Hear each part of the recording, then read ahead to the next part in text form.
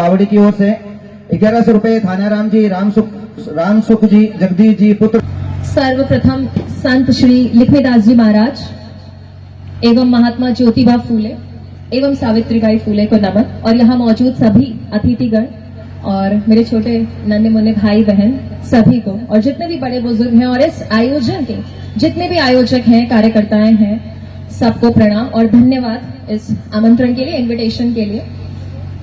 एक हफ्ते पहले जब पुखराज जी सर का फोन आया और इस कार्यक्रम के लिए जब इनवाइट किया गया, तो सबसे मुख्य बात और जो सबसे स्पेशली उन्होंने जो मुझे कहा वो ये था कि इस कार्यक्रम में सबसे ज्यादा फीमेल स्टूडेंट्स हैं जिन्होंने क्वालिफाई किया है इस फेलिसिएशन के लिए। तो जान के बहुत खुशी हुई कि हमारा जो नारी वर्ग है वो समाज में बहुत अच्छा कर रहा है।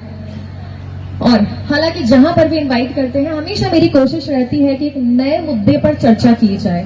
वैसे मैं कोई मोटिवेशन स्पीकर तो नहीं हूं, लेकिन जीवन में जितना भी अनुभव हुआ है उसको देखते हुए समाज के हर वर्ग के लिए कुछ ना कुछ मेरे पास सजेशंस होंगे या कुछ ऐसा मुद्दा है जिसके ऊपर डिस्कशन कर सकते हैं। अभी दिनेश जी सर के साथ कुछ चर्चा हो रही थी, तो उन्होंने भी कुछ स्पेसिफिक चीजें जरूर बताई है जिसके लिए मैं स्टूडेंट से कनेक्ट करूंगी और बात करूंगी। तो मेरा ये जो भाषण है वो 2 पार्ट्स में डिवाइड होगा, तो मैं उम्मीद करती हूँ कि मुझे इतनी अनुमति है। पहले सेशन में हम ये डिस्कस करेंगे कि एक जीवन को सफल बनाने का मतलब क्या है और क्या वाकई हम सब इंडिविजुअल लेवल पर अपना अपना जीवन सफल बना चुके हैं या बेहतर बनाने के लिए और क्या कर सकते हैं। और दूसरे भाग में हम डिस्कस करेंगे what is RGS, Rajasthan judicial services क्या होता है, what are the ways by which you can crack this exam, क्या तरीका है इस एग्जाम को क्रैक कर हमारी जगह पर पहुंचना। आप में से क्या एक नॉर्मल स्टूडेंट आरजीएस बन सकता है, जज एंट्री लेवल पर 23 इयर्स की एज पे आप कैसे बन सकते हैं। तो सबसे पहले हम ये डिस्कस करेंगे कि एक जीवन को सफल कैसे बनाते हैं। सबसे पहले है ना, हम अपने समाज की बात कर लेते हैं। अगर आपने समाज को आसपास देखोगे ना, तो उनके हिसाब से हो सकता है कि यहाँ पर जितने भी हमारे बुजुर्ग बैठे हैं और समाज के जो वरिष्ठ लोग बैठे हैं, इस चीज से निश्चित तौर पर एग्री करेंगे कि हमारे समाज ने कुछ मापदंड बना रखे हैं कि ये अगर मापदंड आपने पूरे कर लिए तो शायद आप सफल व्यक्ति हो। और जो इस साइड में बैठे जितने भी हमारे युवा बच्चे हैं वो ये एक्सेप्ट करेंगे, स्वीकार करेंगे कि ये सारे जो मापदंड हमने बनाए हुए ना, हमारी सफलता की जो परिभाषा है वो काफी अलग है। अब हमारा समाज जो है वो सफलता को इस तरीके से परिभाषित करता है कि एक सरकारी नौकरी होनी चाहिए, एक मकान होना चाहिए, एक पूरी बीनड़ी होनी चाहिए, जना अपन टाबर जो है सक्सेसफुल है। अब मेरे अनुमान से सफलता कुछ नहीं है पर संतुष्टि है। आप गांव बाहर निकलो, आप खेत देखा, आप बेरा देखा, वटे दिहाड़ी माते कोई कर्जा है, कौन कर रहा है, अगर वे दिन में 500 रुपया भी कमा रहे हैं, वो अपने आप को संतुष्ट समझता है। वो रैट रेस में नहीं भाग रहा है। क्यों? क्योंकि उसने अपने जीवन को उतना संतुष्ट मान लिया है कि वो अपनी जरूरतें पूरी कर पा रहा है। तो सफलता वो है ही नहीं जो हमने पैरामीटर्स या एक यार्ड स्टिक बना रखा है, मापदंड बना रखा है, उनको पूरा करना कोई जरूरी नहीं है। क्योंकि जब आप ये मापदंड इन पर थोपते हैं तो ये प्रेशराइज फील करते हैं, स्ट्रेस में जाते हैं। आजकल के जमाने में जो चीजें चल रही है, हर तरीके से बच्चा किसी ना किसी तरीके से सफर कर रहा है, ग्रसित है, वो डिस्कस नहीं कर पाता जनरेशन गैप की वजह से। तो एक तो आप ये समझना छोड़ दें कि यही एक तरीका है जिससे मुझे समाज सक्सेसफुल मानेगा। सक्सेसफुल आप अपनी नजरों में होते हैं, आप जहां संतुष्ट हैं, जो कार्य करके आपको लग रहा है कि मैं संतुष्ट हूं, वो सफलता है। वो कोई भी हो सकता है, प्राइवेट जॉब हो सकता है, बिजनेस हो सकता है, आप सरकारी नौकरी है, या खुद की कोई क्रिएटिविटी है, आर्टिस्टिक स्किल्स है, किसी में भी अच्छा कर सकते हैं। तो ये तो हुई सक्सेस की परिभाषा क्या है। अब कुछ पैरामीटर्स जानेंगे जो कि एक सफल जीवन के लिए जरूरी है, जिसके लिए आपको कोई खास व्यक्ति अपने जीवन में चाहिए नहीं। सबसे पहला है कि अपनी आइडेंटिटी बनाइए। आइडेंटिटी बनेगी कैसी? जब आप अपने जीवन में लक्ष्य निर्धारित कर लेंगे। जीवन जीने का कुछ कारण होना चाहिए, कुछ पर्पस होना चाहिए, कुछ विशेष रीजन की वजह से ही हम सब ने इस धरती पर जन्म लिया। वरना सोचो, इतना बड़ा विश्व है, उस विश्व में एक भारत देश है, भारत देश में एक राज्य राजस्थान है, राजस्थान में एक जिला है, उस जिले में एक गांव है, उस गांव में एक ढाणी है, एक ढाणी में एक घर है, और उसमें एक व्यक्ति पैदा होता है और कुछ नहीं, 4 दीवारी के अंदर बंद रह जाता है, उसकी सोच उतनी सीमित हो जाती है और अपना जीवन खत्म कर देता है। क्या इस चीज के लिए हम दुनिया में आए हैं? तो ये तो बिल्कुल नहीं है। हर व्यक्ति, चाहे लड़का हो, लड़की हो, कोई भी हो, पहचान बनाना जरूरी है। इसीलिए ज्यादातर बच्चे आज इस चीज को एक्सेप्ट करेंगे।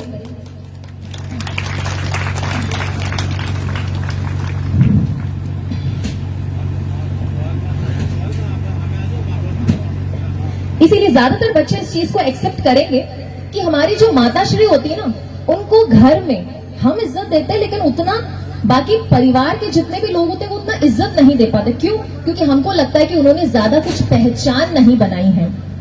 इस वजह से जरूरी है कि आपका जो जीवन है आप उसे दिशा दीजिए, एक गोल दीजिए। अब इस दिशा देने की वजह से होगा क्या? इस दिशा देने की वजह से ये होगा कि आप नकारात्मक नहीं सोचेंगे, नेगेटिव थॉट से दूर रहेंगे, क्रिएटिविटी रखेंगे अपने जीवन में, आप बिजी रहेंगे। खाली दिमाग शैतान का दिमाग होता है, इसलिए हमेशा कोशिश करें कि आपकी लाइफ में जो है कुछ गोल्स हो।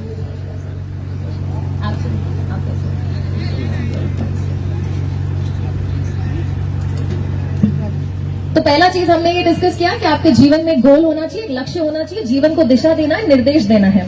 दूसरी चीज जो हम डिस्कस करेंगे वो ये है कि आपके जीवन में 3-4 ऐसे अच्छे लोग होने चाहिए, अच्छे रिश्ते होने चाहिए। वो रिश्ता किसी भी बुनियाद पर बन सकता है, या तो आपके परिवार में कोई खून का रिश्ता हो सकता है, कोई वाइफ हो सकती है, फ्रेंड्स हो सकते हैं, किसी भी प्रकार के 3-4 अच्छे आसपास आपके लोगों, वो आपके टीचर्स भी हो सकते हैं, मेंटर्स भी हो सकते हैं। इसके पीछे कारण क्या है? आपकी एक अच्छी संगति बनती है।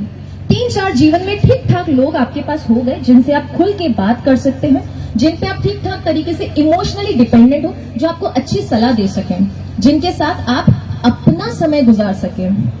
क्योंकि आप असल में अगर आंकलन करके देखोगे, जितने भी यहाँ वरिष्ठ लोग बैठे हैं जिन्होंने भी अपने जीवन में बहुत काम किया है, वो देखेंगे कि उनका जीवन तो रहा ही नहीं। मैडो जीवन मैडो नहीं होगी, दूजारो वेगी। आप अपने पिताश्री को देखो, वो सिर्फ हमारे लिए किए जा रहे काम, लेकिन उन्होंने अपनी जिंदगी जी नहीं। ऐसा जीवन आपने इस तरीके से जी के व्यर्थ नहीं करना है। टेक टाइम फॉर योरसेल्फ, जिसको हम सेल्फ इंट्रोस्पेक्शन कहते हैं, पैम्परिंग कहते हैं। अपने लिए थोड़ा समय जरूर निकालें, जिसको पर्सनल स्पेस कहते हैं। इससे आप ही की डेवलपमेंट होगी। तो दूसरा जो हमने डिस्कस किया कि 3-4 ठीक ठाक अच्छे रिश्ते बनाओ, जिससे कि आप उन लोगों के साथ डिस्कस कर सको और आपकी डेवलपमेंट हो सके। तीसरी इंपॉर्टेंट चीज है फाइनेंशियल इंडिपेंडेंस। उम्र के एक पड़ाव के बाद हर व्यक्ति ये चाहेगा कि मैं आर्थिक रूप से ना आत्मनिर्भर रहूं, किसी से मांगना नहीं पड़े। बिकॉज मेरे ओपिनियन में financial independence is equals to social independence. जब आप आर्थिक रूप से स्वतंत्र हैं तो आप सामाजिक रूप से भी स्वतंत्र होंगे। समाज में ये हकीकत है कि ऐसे बहुत सारे नियम, कानून, कायदे इन्होंने खुद ही बना रखे हैं जो आप पर बंदिशें लगाते हैं। अब ये मैं हमेशा कहती हूँ कि समाज कभी इस चीज के लिए नहीं बना कि आप पर बंदिशें लगाए, रोक लगाए। समाज सहयोग करने के लिए बना है, समाज साथ देने के लिए बना है। इसीलिए कहते हैं कि फाइनेंशियल इंडिपेंडेंस जरूरी है, इमोशनल इंडिपेंडेंस जरूरी है। एक उम्र पर आने के बाद सभी ये कोशिश जरूर करें कि आपके पास खुद के पास अपना बढ़िया बैंक बैलेंस हो, ताकि आपको किसी और पर निर्भर होने की जरूरत नहीं है। और चौथी चीज ये रहेगी कि अपना जब तक लक्ष्य, निर्धारित जो लक्ष्य है वो पूरा नहीं हो जाए, तब तक आप अपनी जरूरतें लिमिटेड रखें। क्योंकि जितनी जरूरतें लिमिटेड होगी ना, आप किसी के दबाव में नहीं आएंगे। जब आपकी जरूरतों से ज्यादा आपके शौक बड़े हो जाते हैं, आप अपनी सफलता से भटक जाते हो। 18 साल, 20 साल, 21 साल तक हर बच्चा अपने पेरेंट्स के ऊपर डिपेंडेंट होता है। और मैं हमेशा कहती हूँ ये कि अपने पिताजी का पैसा आप जरूरत पूरी करने के लिए, शौक पूरे करने के लिए नहीं। और जब आप कमाएं तो निश्चित तौर पे हमारा फर्ज बनता है कि घर वालों की जरूरतें नहीं, शौक भी पूरे करवाएं। और आखिरी मैं ये कहूंगी कि सेल्फ इंट्रोस्पेक्शन जरूर करें, जिसको हिंदी में हम स्वयं का आंकलन कहते हैं। स्वयं का आंकलन कैसे करते हैं हम? ये जान के कि क्या मैं एक अच्छा इंसान बन पाया हूं, क्या मैं खुद से संतुष्ट हूं।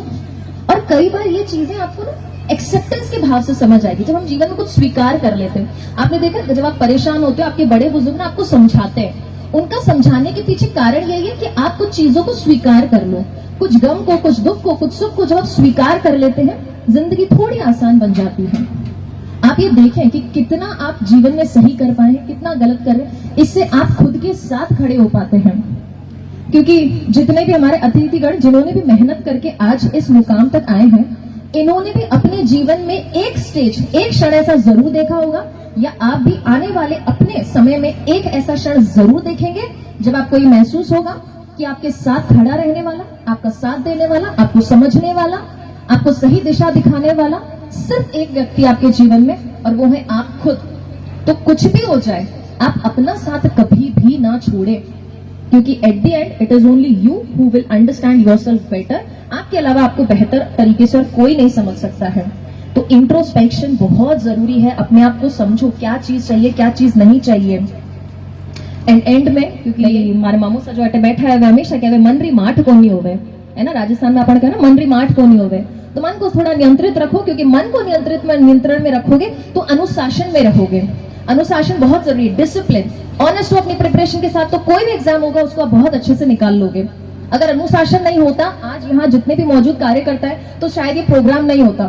अगर कोई भी कार्यकर्ता उठ के खड़ा होके बोल दे मैं क्यों काम करूं, मारे क्या काकर छोरो पनीजे, मारे का ही लेन देन, तो यहाँ पर ये सफल तरीके से प्रोग्राम नहीं हो पाता। तो अनुशासन, ऑनेस्टी, डिसिप्लिन होना बहुत जरूरी है। ये मुझे कुछ लगता है 5-6 चीजें हैं जिससे आप ये आंकलन कर सकते हो कि आपका जीवन बेहतर है या और इसको बेहतर कैसे बनाया जा सकता है। अब दिनेश जी सर की रिक्वेस्ट पर मैं इस चीज पर चर्चा जरूर करूंगी कि आरजेएस क्या होता है और इसको कैसे क्वालिफाई कर सकते हैं। आरजेएस मतलब राजस्थान न्यायिक सेवाएं, राजस्थान जुडिशियल सर्विसेज।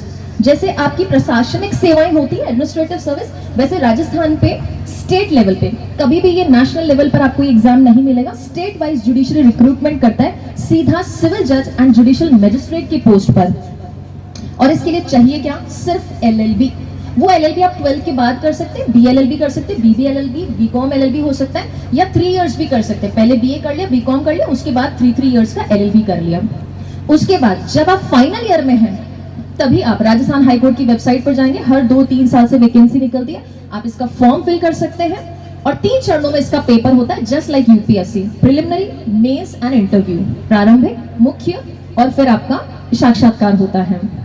अब जरूरत क्यों है, हम यूपीएससी भी तो कर सकते हैं, बैंक की नौकरी भी तो कर सकते हैं, जज बन के ऐसा क्या उखाड़ लेंगे। अब मैं आपको ये डंके की चोट पे कह सकती हूँ कि अगर आप किसी भी और सर्विसेज से जुडिशियल सर्विसेज को कंपेयर करोगे तो आप हमेशा देखोगे जज के पास पावर ज्यादा है। जितने भी एडमिनिस्ट्रेटिव सर्वेंट्स होते हैं वो एग्जीक्यूटिव मजिस्ट्रेट्स होते हैं, कार्यपालिक मजिस्ट्रेट होते हैं, और हम क्या होते हैं जो जज बनते हैं वो जुडिशियल मजिस्ट्रेट होते हैं, न्यायिक मजिस्ट्रेट। आप न्याय देते हैं सीधा, आपके पास तुरंत प्रभाव से ये अधिकार होता है कि जहां खड़े हो वहां अरेस्ट करवा सकते हो।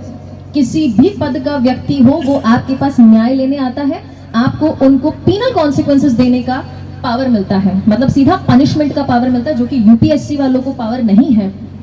एंड उसके साथ साथ मुझे ऐसा लगता है कि जब भी कोई हमारी कोर्ट में आता है न्याय लेने के लिए, या कोई भी व्यक्ति हॉस्पिटल जाता है ना, तो डॉक्टर के बाद हॉस्पिटल में भगवान के बाद हमेशा हॉस्पिटल में डॉक्टर को भगवान मानता है, और जब न्यायालय में आता है तो भगवान के बाद हमेशा जज को भगवान मानता है। इसीलिए ये पोस्ट एक बहुत ही नोबल पोस्ट है, नोबल प्रोफेशन है, जहां पर लोगों का ना विश्वास है। और दूसरी सबसे बड़ी चीज बताऊं, ये जो जुडिशियल सर्विसेज होती है इसमें पॉलिटिकल इंटरफेरेंस 0 है। जितना भी आपका राजनीतिक दबाव वगैरह इस पे बिल्कुल नहीं है, क्योंकि यहाँ पर गवर्नमेंट रिक्रूटमेंट नहीं करती है, ना ही गवर्नमेंट ट्रांसफर करती है, यहाँ पे सीधा हाईकोर्ट ट्रांसफर करता है, हाईकोर्ट अपॉइंटमेंट करता है। तो आप जो कहते हो फ्रीडम है, प्रिविलेज है, वो सबसे ज्यादा जुडिशियल सर्विसेज में है। और निश्चित तौर पे आप जहां खड़े रहोगे लोगों के साथ न्याय करोगे।